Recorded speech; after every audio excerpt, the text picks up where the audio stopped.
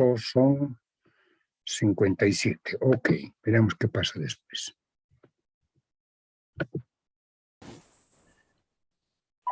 Bien, en clases anteriores hemos comenzado a desarrollar los componentes del cuadro de insumo-producto, ¿no?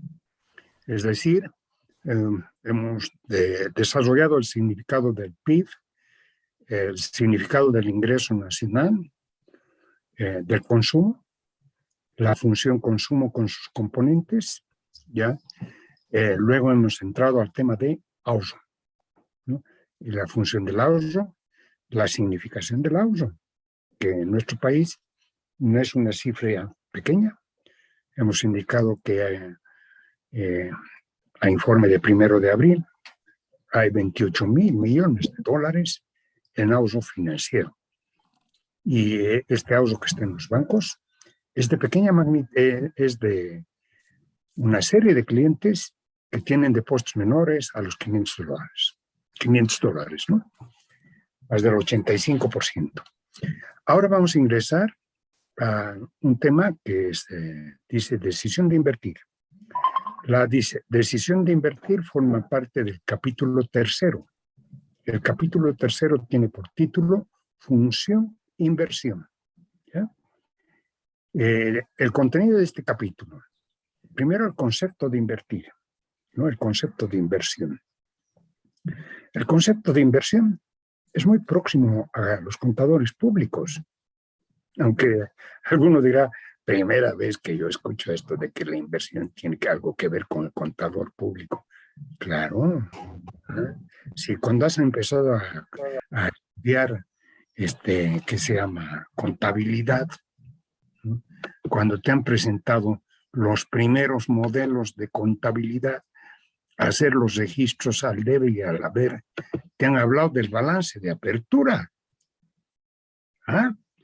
Te han dicho, ¿sabe qué? Se crea una empresa que hace calaminas con un capital de 100.000 y tienen ustedes en el balance de apertura al debe, caja, equipos, máquinas, activo diferido. Ahí está pues la inversión. Es el lado del debe. Es la creación de empresas. Eso es. Entonces, mucho que ver con el contador público, ¿no? Si no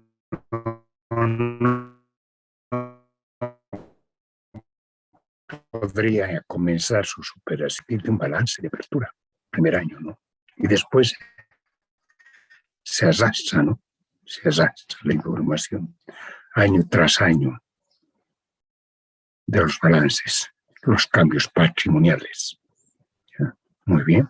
Entonces, la inversión está para que ustedes puedan enlazar con sus conocimientos de contabilidad, debe, el balance de apertura, el debe, eso tiene que ver con la inversión. ¿Ya? Bueno, entonces está la decisión de invertir, quien la toma, y aquí hay 3 temas que van a servir para explicar el rendimiento que se va a tener de la inversión. ¿Ya? Es el cuadro de origen de uso de fondos, movimiento de efectivo, el valor actual neto y la tasa interna de retorno. ¿Ya? Y finalmente está el punto, la función. ¿Ya? Una función que nos explica las causas de la inversión, ¿no? Las variables que determinan la inversión. Ese es el capítulo sobre inversión. Entonces vamos a empezar con el concepto de inversión y para eso voy a utilizar un cuadro sinóptico que tenemos un poco más abajo, que es este. ¿Ya? Entonces diremos que la inversión está constituida por gastos en ejecución de proyectos de nuevas empresas. ¿Ya? Y por si acaso, para que enlace con lo que ustedes conocen, veré si me ingresa lo siguiente. El debe del balance de apertura. ¿Ya?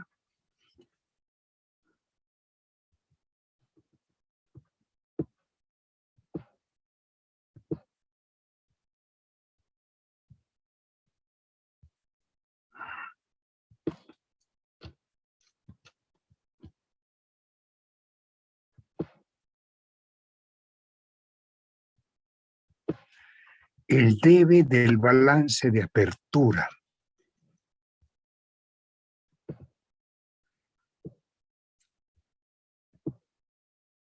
¿Por qué me saldrá con rojo? Ya, llegaré ahí las cosas.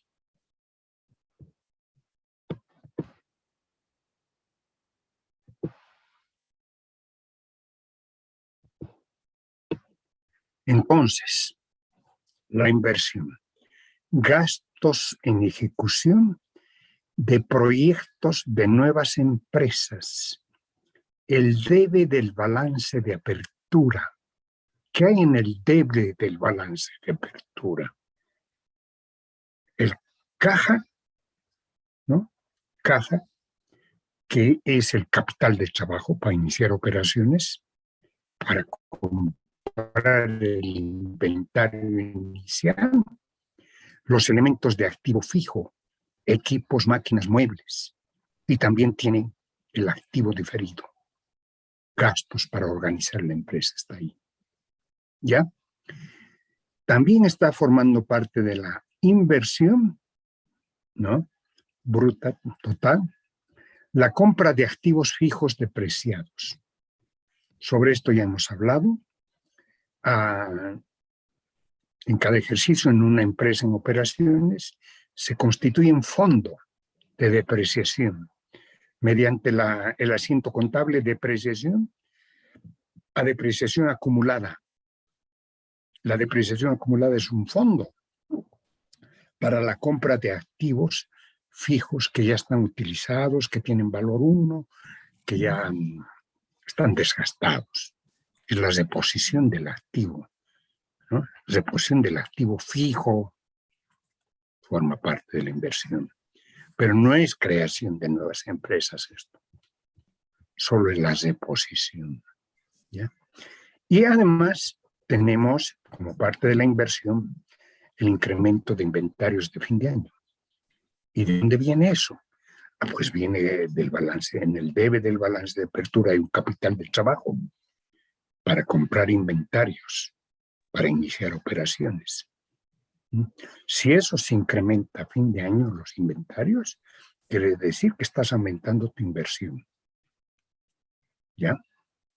Entonces, a partir de este cuadrito, podemos reforzar las ideas mediante la lectura del texto, ¿no?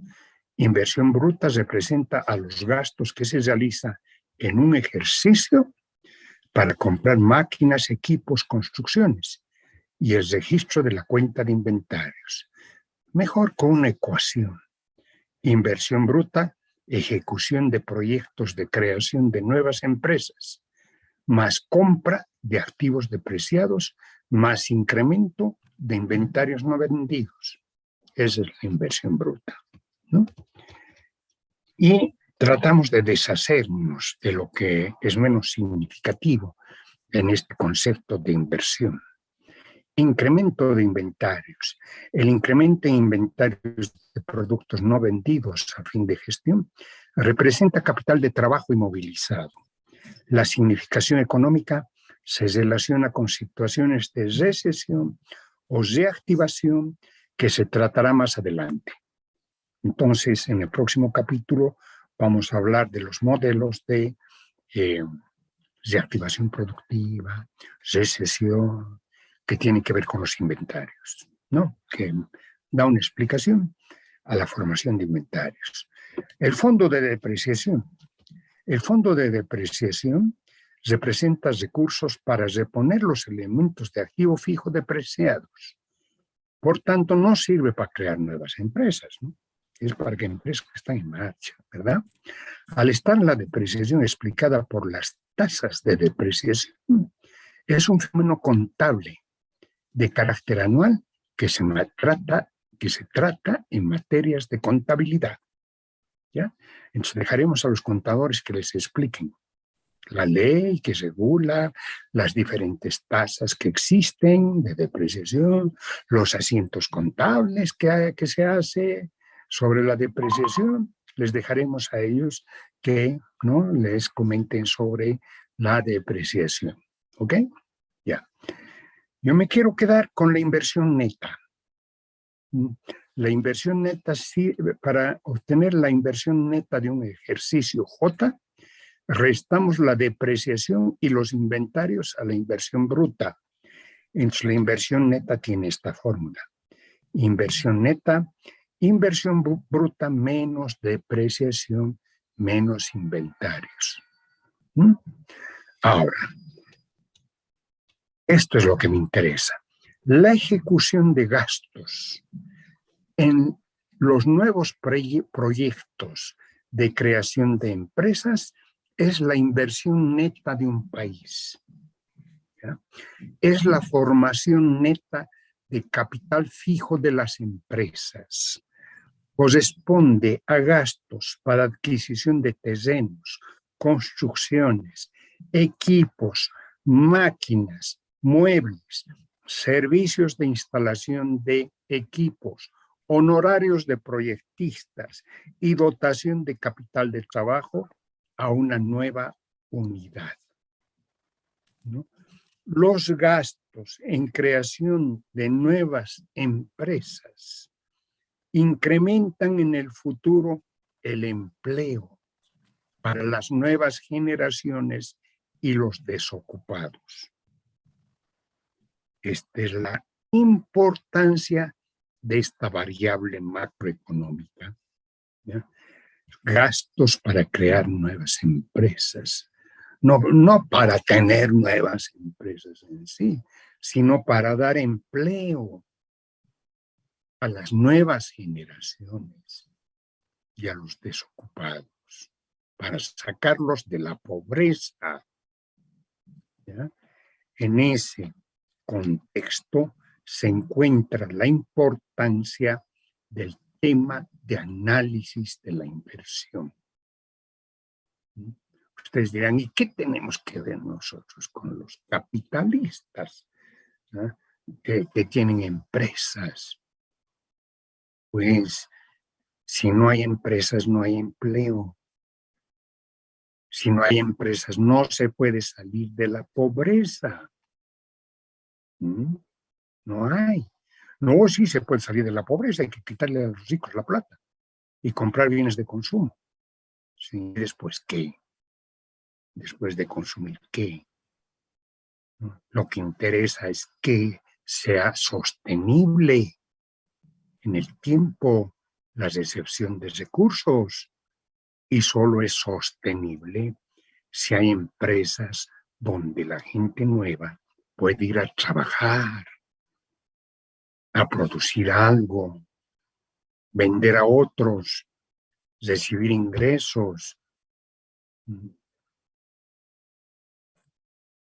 en forma digna, ¿no?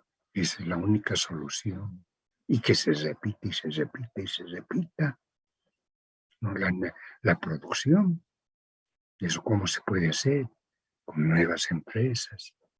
Por eso esta variable es estratégica. Sencillamente estratégica, ¿no? Ya los fondos para crear las nuevas empresas provienen del ahorro monetario, del excedente sobre consumo. ¿Y de dónde se va a sacar la plata? Hemos visto, hay 18.000 o 28.700 millones de dólares. Ese es el ahorro financiero, es el excedente sobre consumo. Y este es el ahorro registrado por los bancos. Mucho mayor el ahorro, el excedente sobre consumo.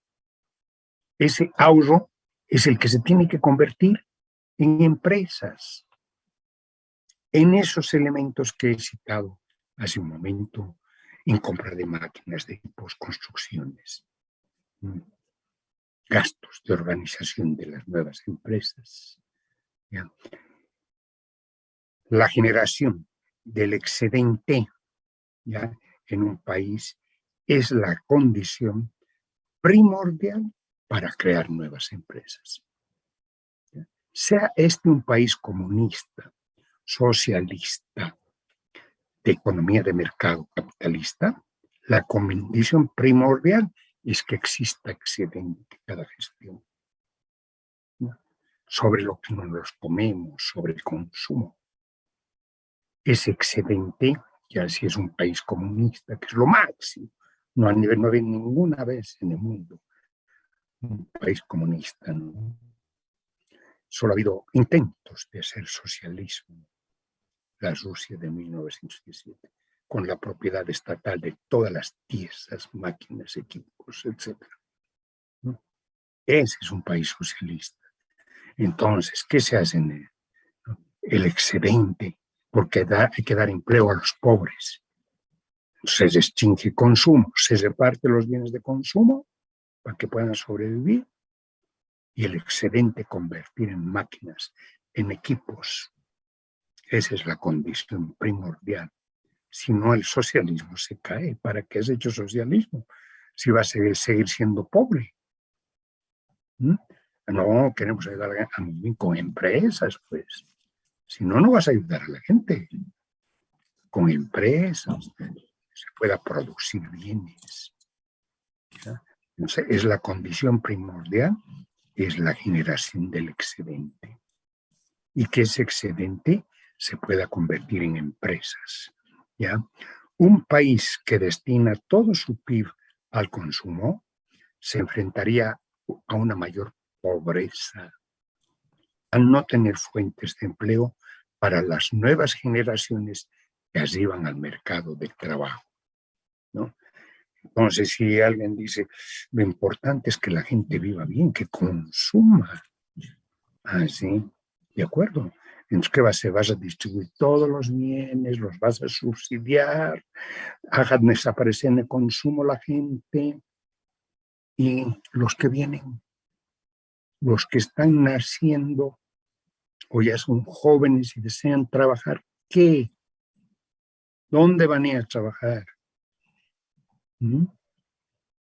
Entonces, para ellos hay que crear empresas. Tiene que haber empresas donde puedan producir. La empresa es el resultado que se ve en el balance de apertura. ¿Ya? El lado del haber, un capital. El ahorro convertido en un capital. El lado del deber, máquinas, equipos, bienes, para hacer algo, para transformar, para dar empleo. Esa es la inversión, ¿ya? Ese es el significado. Es una variable macroeconómica importantísima. En cualquier modelo que exista, ¿ya? Pueden inventar la palabra que quieran. La cuestión es que lo que se produce, el PIB, se distribuye en bienes de consumo que salen del sistema, salen del circuito, y en bienes para crear empresa, excedente, ¿no? En cualquier modelo que sea. ¿Ya? Pueden dar el nombre que quieran al modelito. Hemos inventado un nuevo modelo nacional. Sí, muy bien. Ok. ¿Qué hacemos con el excedente? Sobre el consumo. ¿Cómo se maneja ese excedente? ¿Cómo se crea más excedente para que la gente tenga empleo? ¿Cómo se invierte? La decisión de invertir. Entonces, ahora entramos al punto 2. ¿Quién toma la decisión de invertir? Invertir es crear empresa. En una economía estatal planificada, en un país de economía estatal planificada, con propiedad del Estado, del excedente y de los medios de producción y esas fábricas, toman la decisión de crear nuevas empresas, u organizaciones sociales, políticos y técnicos de un ministerio de planificación, ¿no? Que con el excedente bajo su control priorizan las necesidades colectivas a satisfacer. Estas pueden ser necesidades productivas, que se satisface con la creación de nuevas empresas públicas, o necesidades sociales de educación, salud, que se eliminan con uso del excedente en construcción de escuelas, de hospitales, etc. ¿Ya? Entonces, este modelo, sobre el que alguna gente se refiere, ¿no? El socialismo. ¿Qué es socialismo? Socialismo significa que la propiedad es social, es decir, es del Estado, pero no solamente de las fábricas, de las tierras, ¿ya?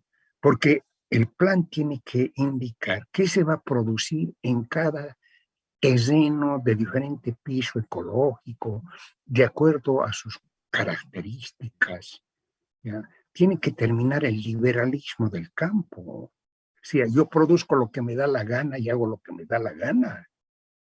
Eso no es socialismo. No, socialismo es tú vas a producir en esta zona quinoa. Tú vas a producir en aquella zona papaliza, porque es lo que más va a tener mayor productividad, ¿no? Y vas a tener aquí este tipo de animales. Es decir, ¿quién decide eso? Técnicos,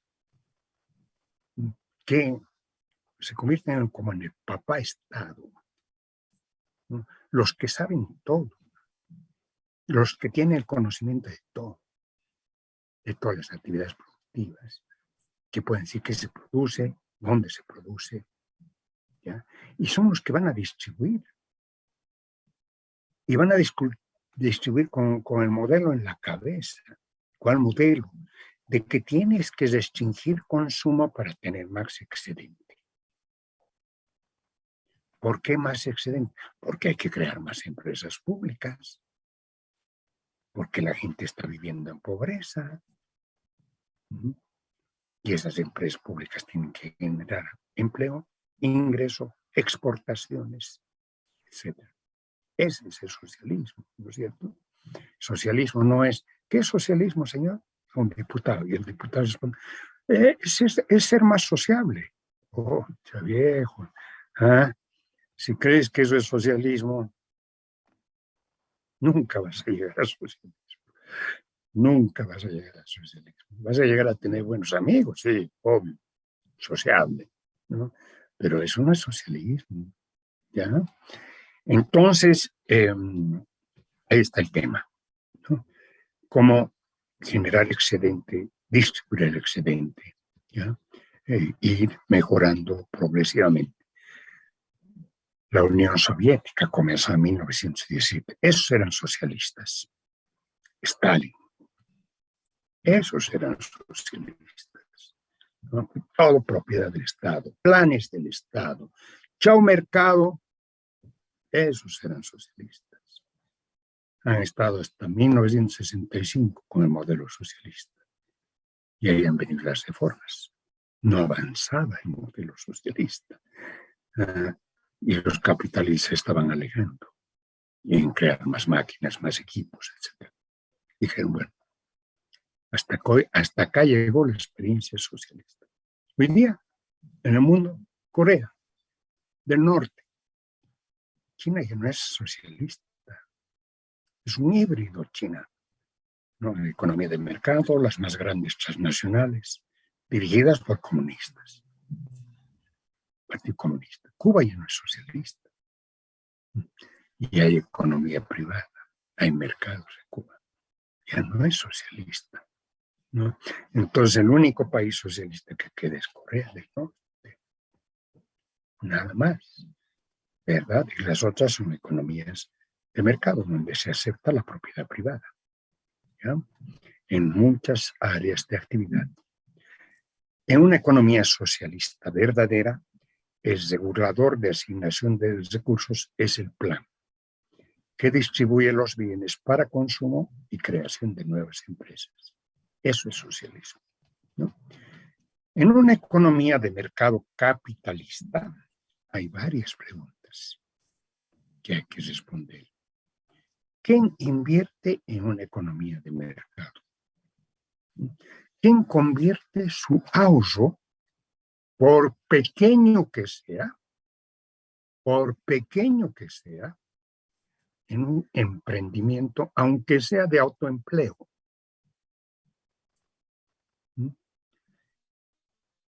¿Quién decide o quién, al no existir empleo público, al no existir trabajo, dice, me voy a crear mi fuente de trabajo? Ese es un emprendedor, ¿no? Entonces es una pregunta, ¿quién invierte? Es una respuesta. ¿Quién invierte en una economía de mercado? En una economía de mercado, con propiedad privada del excedente y sobre el activo fijo de las empresas, toman la decisión los actores denominados emprendedores, que renunciando al consumo en el presente, asignan su ahorro a los gastos de inversión para crear una empresa o se endeudan para financiar los gastos. Entonces acá ya no estamos utilizando la palabra emprenden los capitalistas, porque a esa palabra la han vuelto diabólica, de diablo, diabólica.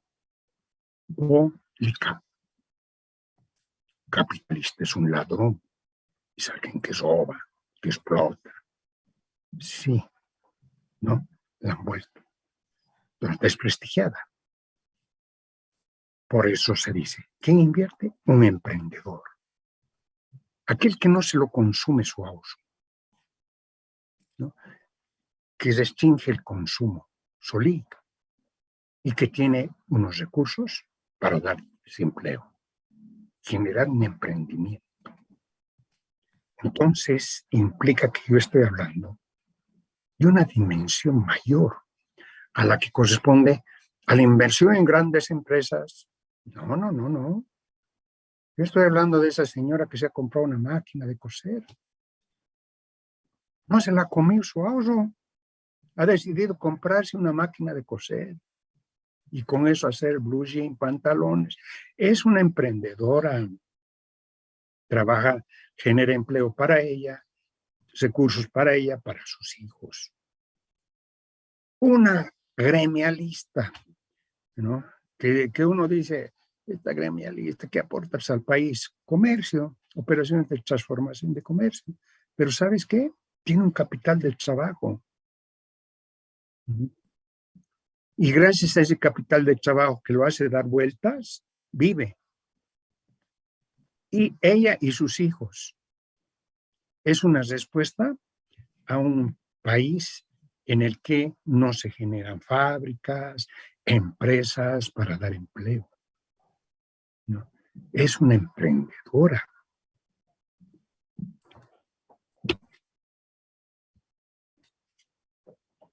La pregunta es, ¿qué induce a los emprendedores a gastar sus ahorros, su excedente, o endeudarse? ¿No es cierto? Esa es la pregunta. O endeudarse. Ustedes sabían o saben que existe ese crédito con garantía colectiva, ¿no? Para la gente realmente pobre, en equipo van a un banco, Banco Sol o alguno de los otros bancos y dicen, garantizamos que esta señora va a pagar la deuda y necesita capital de trabajo para hacer comercio, cualquier otra actividad. Y el banco es la tecnología financiera, ¿no? Moderna. Incluso dicen ejemplo en el mundo, el microcrédito de Bolivia, el emprendimiento. Exacto. Sí, Son emprendedores que salen de la miseria, llamada ya al solcito. pobreza, ¿no? Salen de la miseria, de la pobreza, dándose trabajo. ¿Se imagina? Eso es inversión. Aunque uno dice, no, pues yo estoy hablando de la gran inversión, che, las grandes corporaciones. Bueno, eso será pues, en economías de Europa, en Estados Unidos. Y en nuestro país, ¿qué? ¿No? Esas personas que gastan sus ahorros, se endeudan para crear esa empresa, ¿qué son pues? No hay que buscarle alguna categoría. Informales, alguna cosa así, ¿no? No, son informales, sí, pero han resuelto el problema del empleo. 80% de los empleos en Bolivia son informales. ¿Pero qué significa eso de informales?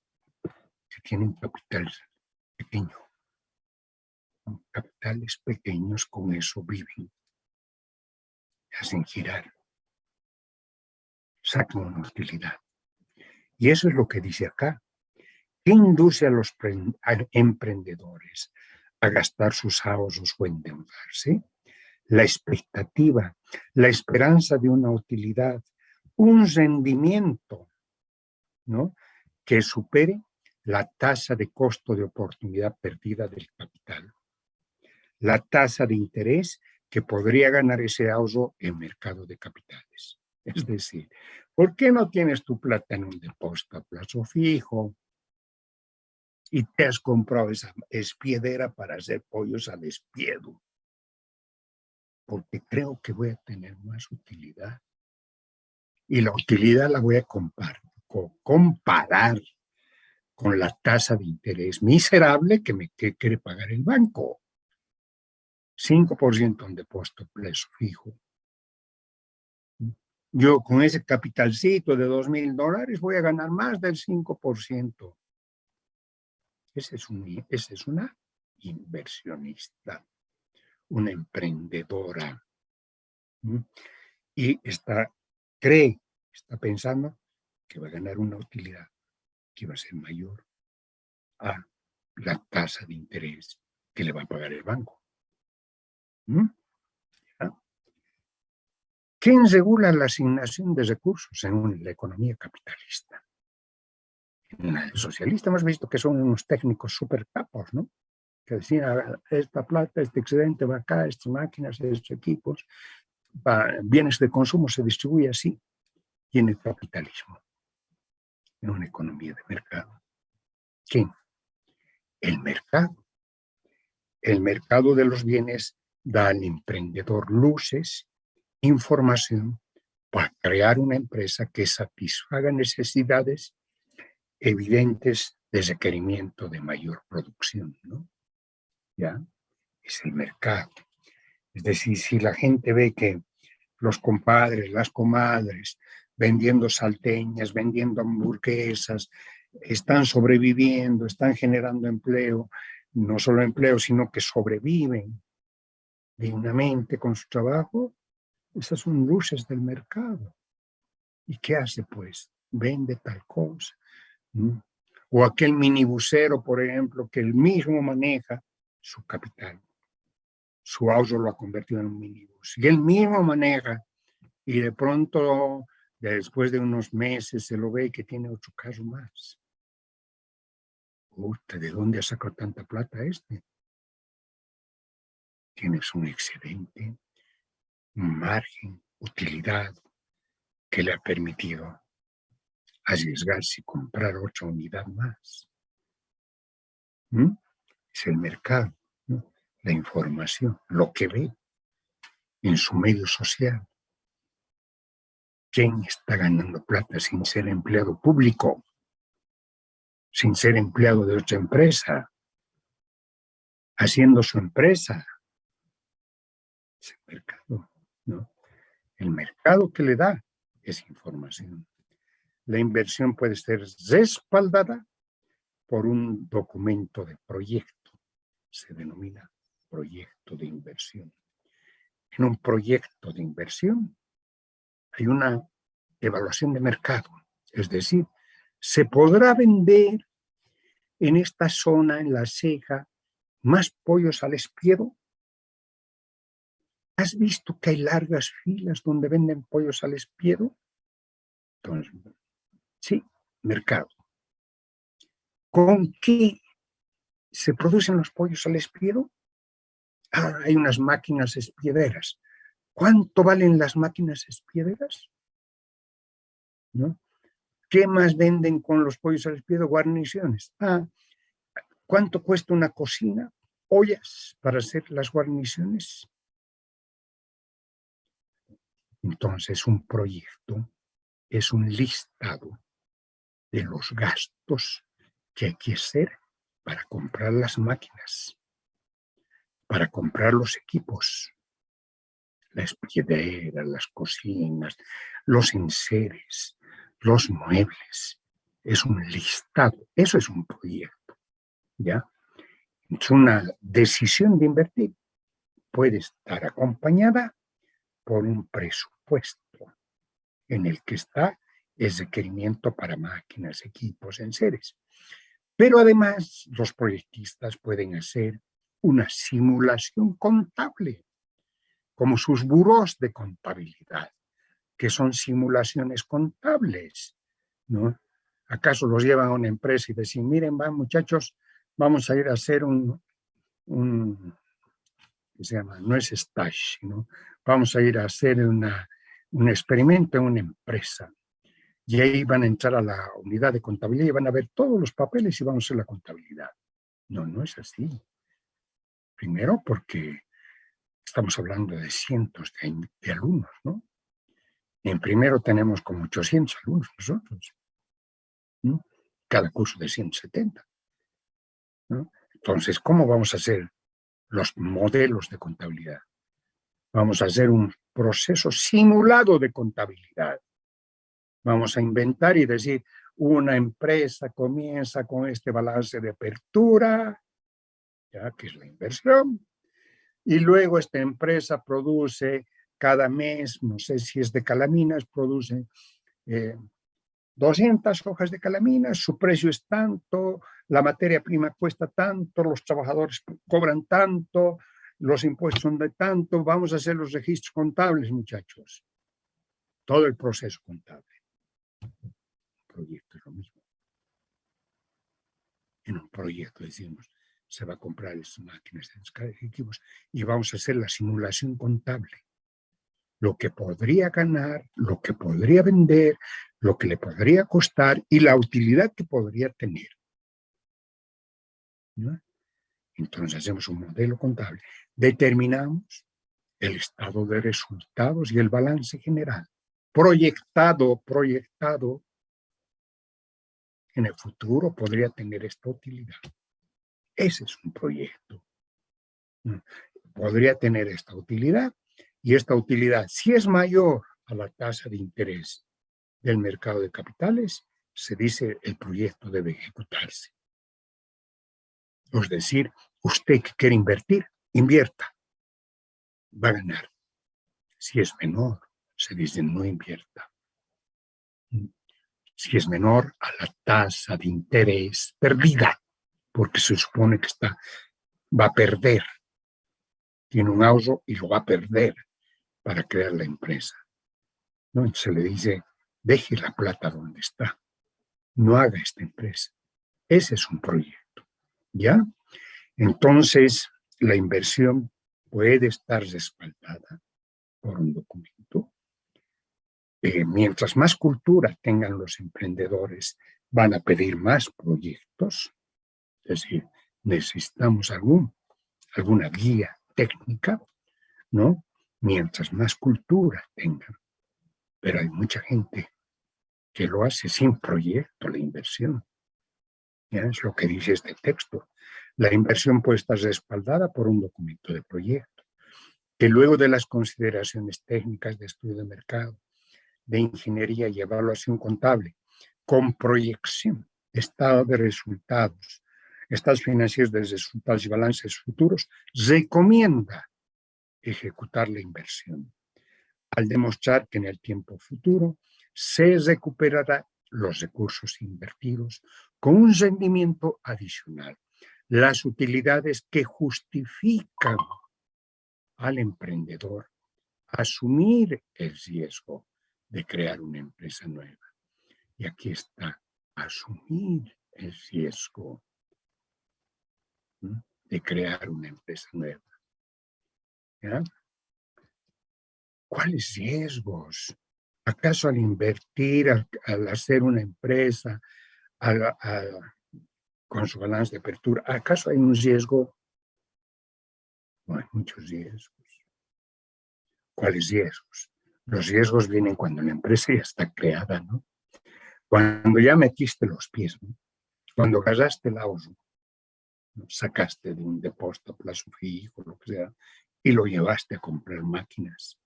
Ahí comienza el riesgo, la incertidumbre. ¿Cuál riesgo? Aquí estamos citando 4 riesgos. Primero, el riesgo microeconómico, de lograr vender el producto nuevo, quitando el mercado a los productos sustitutos. Voy a hacer pollos a las piedras en las cejas, sí, pero ya han llegado antes. Y tú quieres hacer un producto, nuevamente puedo vender ahí pollos a las piedras. Sí, voy a ir a vender ahí pollos. Tendrá que ser igual o mejor que los que están ahí dentro, los que están ya en el mercado, ¿no? Porque si no es igual o mejor, chao, vas a morir, ¿no? Si va a ser algo más ordinario, al mismo precio, nadie va a comprar. Va a morir la empresa. Te pueden hacer como un dumping. Pueden bajar ellos sus precios.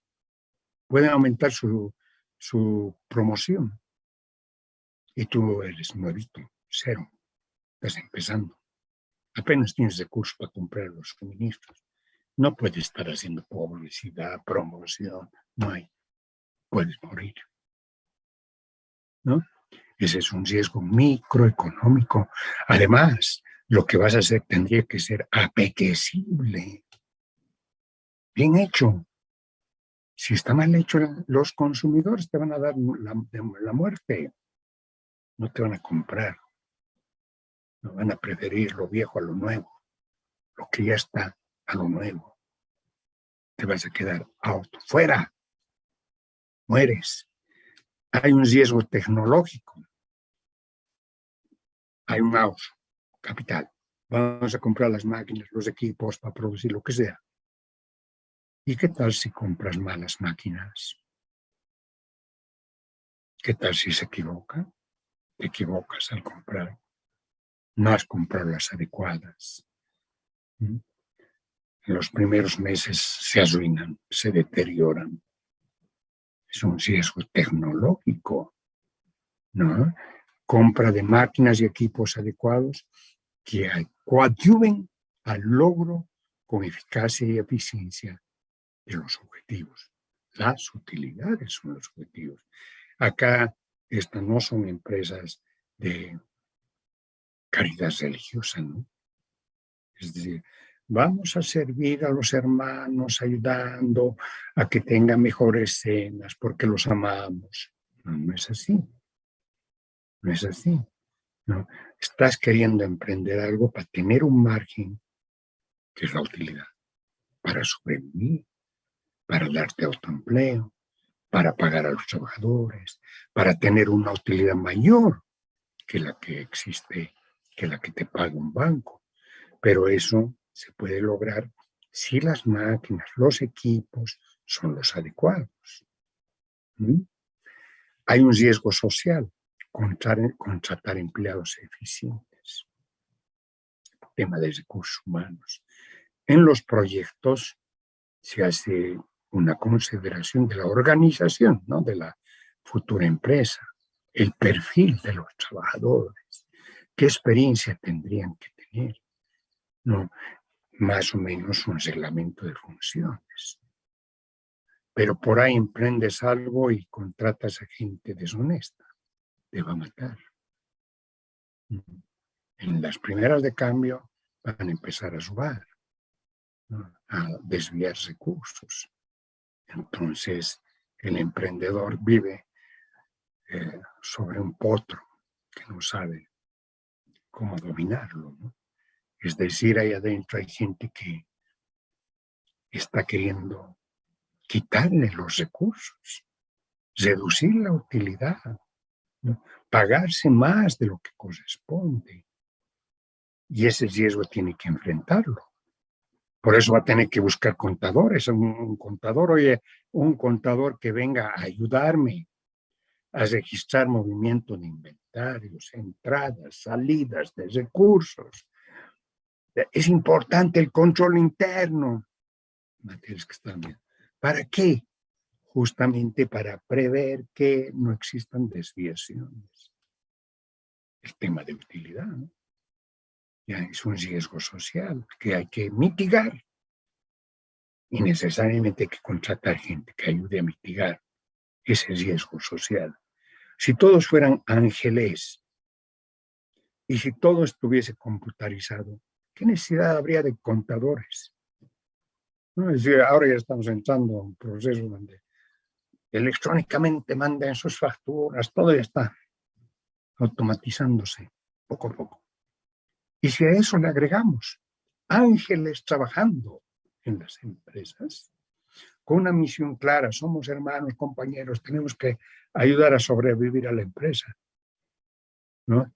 Entonces, eso funcionaría, ¿no? No necesitarías contadores, ¿no? Ni auditores. Los auditores, ¿por qué existen? Por la necesidad de evitar que la gente que tiene mala fe destroce las empresas. ¿No? Hay que evitar eso, ¿no es cierto? Entonces los contadores públicos estarán ahí, con sus ojos abiertos, buscando hallazgos, mejorando la eficiencia, la eficacia en el uso de los recursos. Es por el riesgo social. Y hay un riesgo político, que es el de modificación de disposiciones tributarias, salariales y de inexistencia de seguridad jurídica. Y esto se aplica en todos los ámbitos en los que están los emprendedores. Oiga.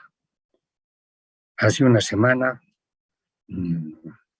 por televisión, uno escucha que en Santa Cruz, ¿no?, a los gremialistas les quitan sus productos, no les dejan trabajar en su puesto de trabajo, que es la calle, los quieren llevar a mercados, la gente llora, pelea, y uno ve el drama de alguien que dice, ¿de qué voy a vivir?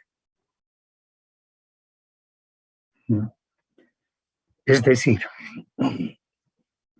esa persona está usando su capital. Es pues capital, tiene un capital de trabajo. Con eso vende calcetines, medias, pantaloncitos, y está en la calle vendiendo, o frutas, o trago, está vendiendo, de eso vive, ¿no? Porque no hay empleo, porque no hay empresas, ¿no? Y de eso vive, es su emprendimiento, ¿ya? Y que de pronto vengan y le digan, acá tú ya no juegas, este sitio no es para vos, tú ya no puedes vender aquí, tienes que irte allá, al otro extremo, donde no hay gente a vender. ¿Ven ustedes eso? ¿No? Pero alguien puede decir, pero es la solución. Las calles son para transitar, no es para estos gremialistas. Pero esos gremialistas son emprendedores, se están dando trabajo, su capital, su ahorro, lo han convertido en esas pequeñeces que ves que venden. Es que no hay empleo formal, no hay grandes empresas acá. El 80% de los empleados son esta gente que se da autoempleo. Son emprendedores. Estoy hablando de inversión. Sí, pero la inversión es pues, en máquinas, equipos, etc. No, señor, también es comercio. También es usar un capital de trabajo de comercio. También es eso la inversión. hay un riesgo y aquí vemos los riesgos, le están cambiando las reglas de juego. Es que es la única sola, no debe ser la única, ¿no? El problema es la cultura de emprendimiento, crear, eso sí, empresas bien organizadas, con trabajadores pagados, con salubridad, con, yo que sé, atención en la caja, con todos los beneficios sociales. Sí, esa es la solución. Pero para eso el emprendimiento tiene que ser mayor. Tiene que haber más gente que se atreva a crear empresas, abrir mercados en el extranjero, para que se pueda vender los productos. Hoy en día, ¿qué estamos viviendo? No les dejan exportar azúcar, no les dejan exportar soya, no les dejan exportar carne. Oye, quieren matarlos. Sencillamente quieren matarlos. No, es que primero tenemos que abastecer el mercado interno y después vamos a exportar. Ni idea tienen de que el país sobrevive gracias a los dólares. Los dólares, como hemos visto, es el excedente, es el ahorro. Eso va a generar más adelante posibilidad de traer máquinas, equipos, etc. Y si estás todo, no, es que aquí tenemos que consumir primero. ¿Y cómo vamos a formar excedente? Así nunca vamos a formar excedentes. Ese es el riesgo político, ¿no? Trabajas y no te dejan vender, no te dejan exportar, ¿no? Cuando debería ser una prioridad la exportación, sí o sí, ¿no? Porque tener conciencia de que eso está trayendo dólares al país, ¿no? Abrir mercados en el extranjero para poder vender los bienes y traer más bienes, etcétera. Pero los emprendedores se enfrentan a estos riesgos. Ahora, no solo estos riesgos los ven los economistas, lo interesante, yo diré, estupendo, ha sido que los contadores públicos se han dado cuenta de estos temas. Y por eso hemos cambiado su plan de estudios el año 2013. Porque hasta el 2013 eran auditores, arqueólogos. Hay que mirar atrás. Lo que ha pasado en las empresas, los estados financieros de empresas. Sí, ves atrás. ¿Y atrás qué vas a ver? La arqueología. ¿Quién ha robado? ¿Quién no ha robado? ¿Cuáles son los hallazgos? ¿A quién hay que meterlo a la cárcel? ¿A quién no? La arqueología. Las han hundido las empresas, sí, la arqueología. ¿Y al futuro qué? ¿Cómo ayudamos en las decisiones estratégicas hacia el futuro? Hacia el futuro. Y en estos informes, COSO 1, COSO 2, dicen que seguramente sus profesores de contabilidad y auditoría ya están empezando a darles luces, ¿no? Están en segundo, sí, ya, pero alguno de ellos ya empieza seguro, ¿no? A hablarle de los riesgos. El control interno justamente es para evitar los riesgos internos, ¿no? Los diseños contables, etcétera, etcétera. Está en esa expectativa, ¿no? En esa expectativa. Hay un profesor en la carrera que tiene el nombre de Gabriel Vela. Es un profesor que ha escrito sobre muchos temas de contabilidad, ¿no? Y uno de sus libros se denomina Auditoría Prospectiva. ¿Qué significa prospectiva? Auditoría del futuro, mirando adelante, mirando a los riesgos. Eso es, ¿no? Entonces ya están mirando adelante. Han cambiado de mirar en el retrovisor, ¿ya? La arqueología, el pasado, a mirar adelante. Peláez es otro gran profesor que habla de las áreas críticas en las empresas, ¿no? La investigación de las decisiones estratégicas, dónde puede conducir el uso de recursos en las empresas, etc. ¿Ya? En ese contexto de riesgos, el emprendedor sacrifica y aquí es subrayado, sacrifica el rendimiento que puede obtener en títulos del mercado de capitales. ¿Cómo? Tasas de interés de un depósito a plazo fijo, bonos del Tesoro, bono Banco Central, pagarés.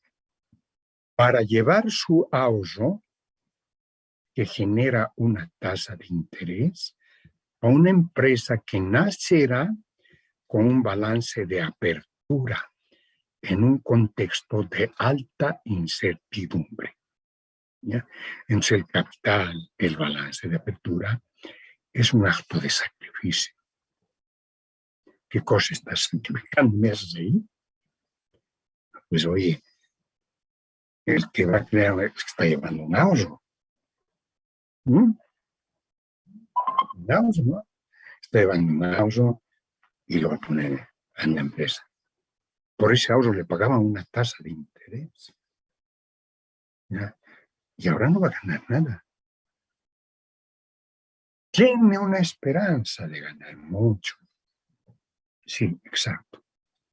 Tiene una esperanza de ganar más que la tasa de interés que le paga en el mercado de capitales. La gráfica que sigue refleja la asignación del ahorro del emprendedor al capital de una nueva empresa. Es lo que les decía, ¿no? Es un tema conocido por ustedes. Solo que aquí nosotros vemos la filosofía. El economista ve la filosofía. El contador ve el empirismo. ¿Cómo se hace? ¿Qué se hace? Son los registros contables, etcétera, etcétera. Va a tener la casa ordenada. Pero el economista te dice, ¿de dónde viene? ¿Para qué sirve? ¿Hacia dónde va? La filosofía, ¿no? Esa es la filosofía. ¿No? Ver las organizaciones económicas desde el punto de vista filosófico. ¿De dónde vienen las empresas? De esto, capital social. ¿Y de dónde viene el capital social? El ahorro. El ahorro. ¿Y a dónde va eso? Bueno, primero que se va a constituir en el activo fijo de la empresa, del lado del PB. ¿Y para qué?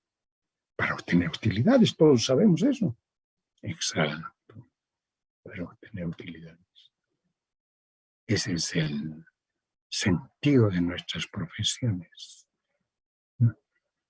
Economistas, administradores y auditores tienen que ayudar a que las empresas con ese capital trabajen con eficacia, eficiencia, sostenibilidad, que puedan tener utilidades, que permitan las inversiones, que permitan la retribución al capital. Y nos vamos a esperar, ¿no? Como auditores, como contadores, como economistas o administradores, en que eso ocurra. Somos los aliados de esos emprendedores, aunque alguien puede decir, este tipo se equivocó, ¿no? Se equivocó, ¿no? Nosotros no somos aliados de los emprendedores, somos sus enemigos.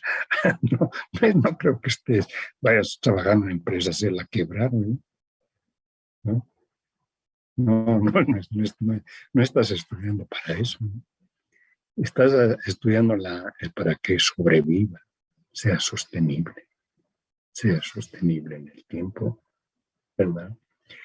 Y si en algún momento no encuentra empleo, pues debería ser un emprendedor, debería ser un capital de empresa, un capitán de una nueva unidad, tantos años de estudio, y todos relacionados con las empresas. Pues sales de acá como un verdadero luchador, siempre y cuando en la mente esté anidado ese espíritu de emprendedor, ¿no? De decir, finalmente, si me encuentro trabajo en una consultora, en un ministerio, abres una empresa, como hacen otros, sin esas armas intelectuales que tiene un contador público. dominio de muchos aspectos de la ciencia económica, contextos, contabilidad ni que se diga, al reverso y el anverso por todos los lados, organización de recursos humanos, derecho. ¿Qué más necesitas para dirigir una empresa? ¿Qué más? ¿Qué más? Es que no tengo capitales. Sí, perfecto. Pero, como dice Darwin, de a poco se hacen los cambios. La evolución ha venido haciéndose cambios poco a poco. Iguales en la vida económica y social. Poco a poco van creciendo. Se ha indicado que la decisión de invertir se la toma considerando expectativas futuras, expresadas en las proyecciones de ventas, gastos de operaciones y la generación de utilidades. ¿Ya? Entonces, esta decisión de invertir, de convertir el capital social, el capital en máquinas, en equipos, ¿ya? Se la toma considerando expectativas futuras, ¿ya? Y está apareciendo nuevamente la palabra futuro. Expectativas futuras expresadas en las proyecciones, ventas posibles, gastos de operación y la generación de utilidades. Las utilidades del futuro tendrían que tener un rendimiento superior a la tasa de costo de oportunidad perdida del capital. ¿Qué es eso? Tasa de costo de oportunidad perdida del capital. ¿Qué es eso? Ya hemos hablado de ese tema cuando hemos hablado de consumo.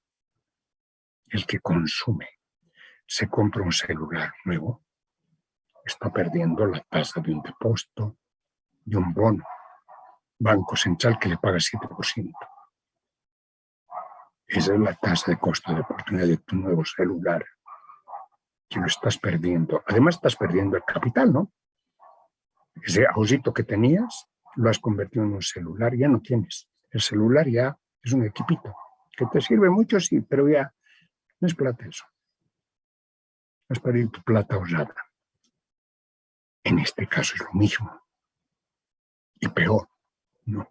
Porque acá, cuando inviertes en una empresa, ¿ya? En cualquier rendimiento, ya no se recupera ese capital. Si compras máquinas, equipos. E incluso te comprometes en un testimonio, dice, para 99 años. Eso significa que la empresa va a vivir y tú vas a morir.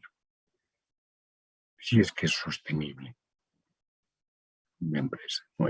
Si entra al mercado, su producto, servicio, etc. No, va a sobrevivir.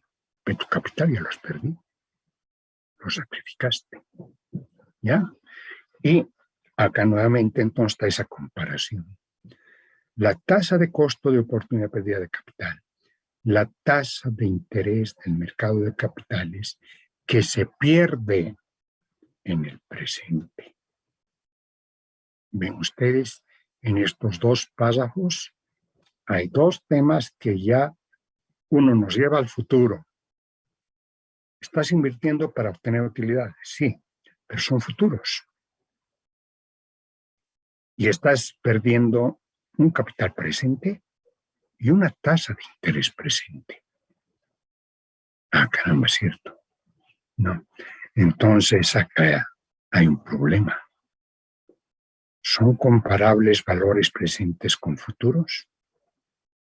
¿Cómo podemos establecer algún tipo de relación entre esos futuros y el presente? ¿Ya? La determinación del rendimiento con valores del futuro presenta un problema de consistencia en la comparación de datos.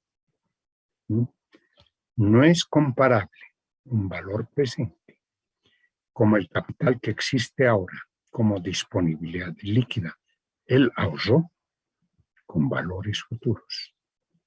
las utilidades proyectadas, que solo existen en el mundo de ideas que crean los proyectistas. Les he dicho que se puede hacer una simulación contable. Se puede proyectar estados de resultados, utilidades, como un buró de contabilidad de primer año. Se hace. Pero eso existe en el mundo de los proyectistas. O existe en el sueño de tener ganancias fáciles, la esperanza de mejorar la vida. Hay muchos que no se hacen hacer un proyecto. ¿Y en base a qué toman la decisión? ¿Ya? La esperanza de mejorar su calidad de vida, él y de su familia, de tener ganancias fáciles, ¿no? Un sueño. Me han dicho que se gana bien. Eso. Pero ese futuro no existe.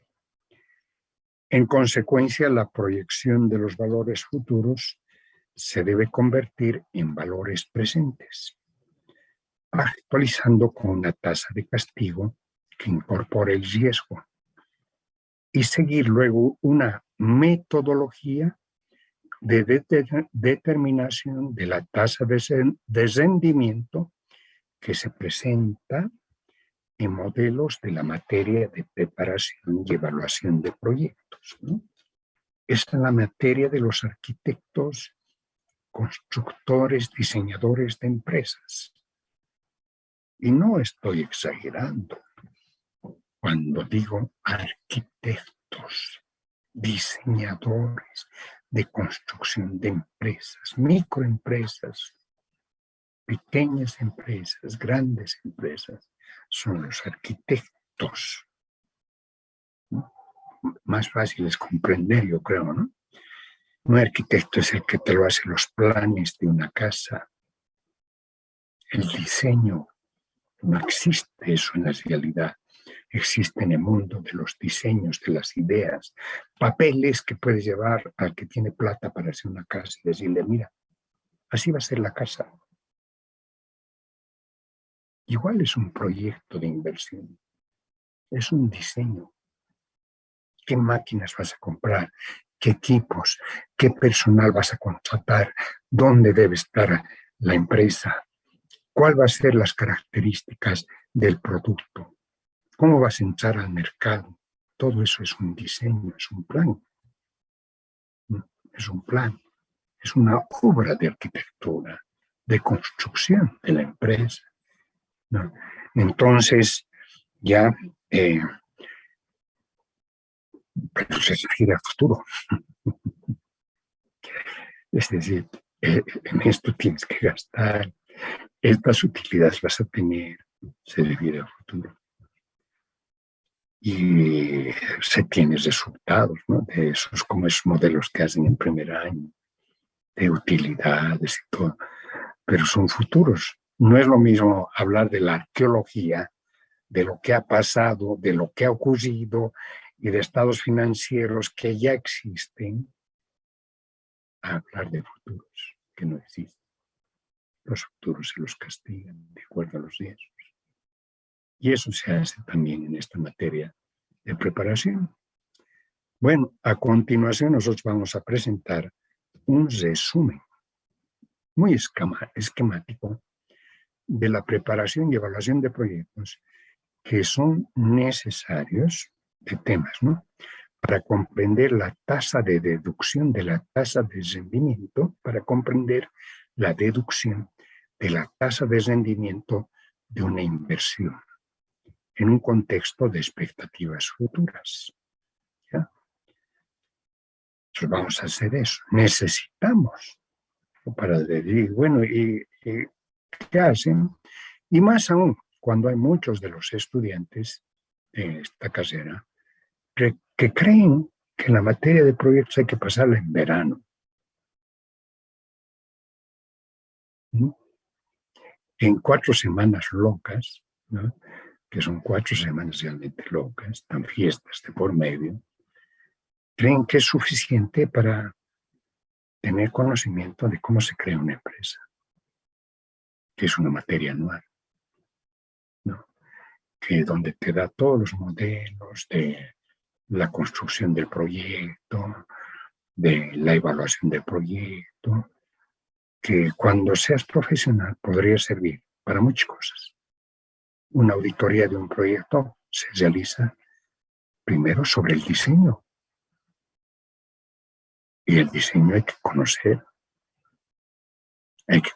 cómo se hacen los planes para crear la empresa, para criticar, ¿no? Para criticar hay que conocer cómo es el proyecto, el diseño. No es auditoría de proyectos. Ver la consistencia, ver cuáles son tus gastos, qué máquinas has comprado. Ah, muy bien, aquí están las facturas, todo razonable. ¿Ah? De acuerdo a principios, no hay nada que observar. Ah, sí. Y si en el proyecto decía que tenías que comprar estas otras máquinas y no las compraste, y después la empresa va a tener problemas. ¿Sabías que hay un proyecto? ¿Conocías que existía todo el diseño de la empresa y que no se cumple?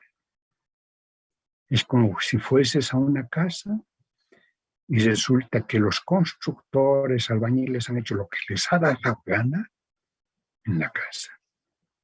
Y cuando viene el dueño dice, pero eso no me han dicho en papeles. Me han dicho que este living va a ser más grande, que la cocina va a ser más amplia. Y aquí veo que han reducido. Esto es un desastre. Entre iguales de las empresas, ¿no? Entonces, por eso vamos a presentar un breve resumen sobre esta materia de proyectos para ver cómo puedo resolver el problema de consistencia entre futuros y presentes. ¿Ya? Hay que ver. Es necesario. Luego, como decía anteriormente, en forma previa es necesario referirse a una experiencia que vemos en la vida cotidiana. Muchos micro y pequeños emprendedores deciden crear micro o pequeñas empresas sin un proyecto de inversión. Estas inversiones se guían por la experiencia de otros emprendedores amistosos de entorno que consciente o inconscientemente muestran éxitos visibles de una calidad de vida mejorada que induce a ser imitada con la esperanza de poder lograr los mismos éxitos, ¿no? Entonces dicen, pero si le ha ido bien a mis compadres, están vendiendo buses deportivos, ¿por qué no a mí? ¿No? Están soñando, es una expectativa, ya no necesita un proyecto, está guiado por su intuición, ¿no? Sin embargo, lo correcto sería que tenga un listado de máquinas, equipos, dónde va a vender, cuánto es el alquiler, más o menos qué utilidad se obtendrá, todas cosas, ¿no? Ese es un proyecto de inversión, ¿ya? Bien, ese era el tema que corresponde a la clase de hoy. Me abro para escuchar preguntas, dudas, observaciones, aclaración, etcétera, etcétera, etcétera. Licenciado, una consulta. A ver, dime. Mi pregunta es si el Estado da algún incentivo a los que crean empresas, sí, a los que crean empresas, licenciado. A ver, incentivo es como una transferencia de recursos para crear empresas. En algunos casos puede ser que den algún incentivo. Por ejemplo, dice vamos a bajar los impuestos a la importación de máquinas en sectores estratégicos. Ese es un incentivo, ¿no? Ese es un incentivo porque sí se van a importar máquinas y equipos para crear nuevas empresas, vas a pagar aranceles cero, ¿no? pero eso no se generaliza. La ley de inversiones indica que hay algunas ramas de actividad que deben ser priorizadas y son ramas relacionadas con la gran producción, por ejemplo, de hidrocarburos, de minerales, en esas ramas. En general, se cobran impuestos por a las máquinas, equipos que llegan, ¿no? Entonces, otro incentivo puede ser el que el gobierno ha creado un fondo especial para dar capital de trabajo, por ejemplo, a bajas tasas de interés. Ese es un incentivo. Es decir, se necesita de un capital de trabajo, inventarios, para poder producir, comercializar, y hay un fondo con bajas tasas de interés a largos plazos. Ese es también un incentivo, ¿no? Eh, para que se pueda realizar inversiones. Otro incentivo es que se busquen mercados externos, ¿no? Mercados externos para la producción de bienes nacionales. Ya hubo un tiempo en que se logró que en Estados Unidos se declare a Bolivia como un país que ellos llaman favorecidos, entonces sus productos ingresan del país sin pagar los impuestos de importación allá. ¿Ya? Y hubo un tiempo en que pues, se producían textiles, telas para vender en Estados Unidos y había un gran mercado. Después se rompió con ese mercado y las empresas que se dedicaban en Bolivia a producir esos textiles quebraron, pues. Ibertex es ese caso, ¿no? Ibertex, ¿ya? Entonces, incentivos, esos vendrían a ser. Ahora, el mayor incentivo es, yo me imagino, la educación de la gente, ¿no? Es decir, educarlos desde niños para que sean emprendedores, para que se arriesguen la vida, para que tomen decisiones, para que no estén pegados a una cultura, como ahora están llamando, patriarcal, creo que llaman, ¿no? Donde los padres deciden todo, etcétera, y cosas buenas, cosas malas, deciden, pero entonces que las personas sean libres, porque para ser inversionista tiene que ser una persona emprendedora, aventurera, arriesgada, tener ese apetito, como llaman, de riesgo. Apetito de correr el riesgo, ganas de correr el riesgo. Y eso no se aprende de la noche a la mañana, eso se aprende desde chiquito.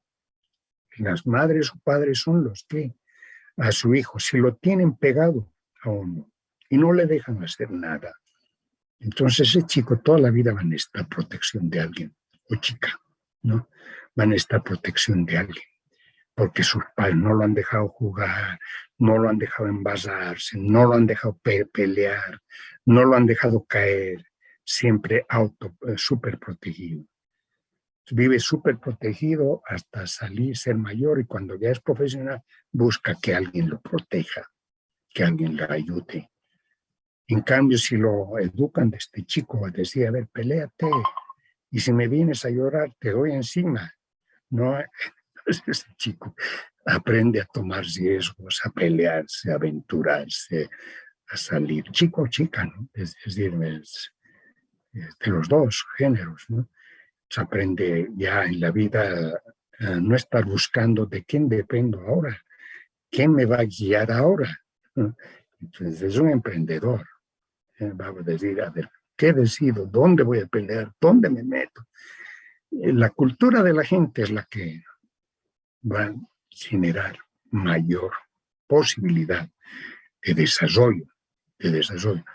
Y en Bolivia la gente está demostrando, no es necesario decir, bueno, 80% de informales, caramba, habría que levantarles como una, no diré una estatua, conmemorar, ¿no?